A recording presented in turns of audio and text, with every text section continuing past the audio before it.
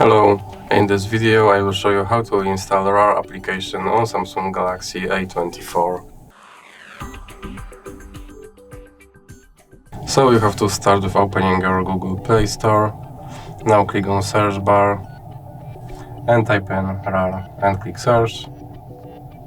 Now click install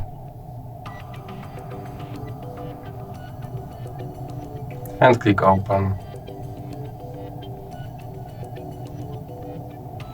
Now you have to allow this application to access your files and then click back.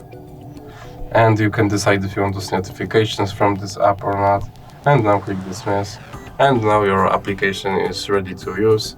So if you like this video, please remember to leave a like and subscribe.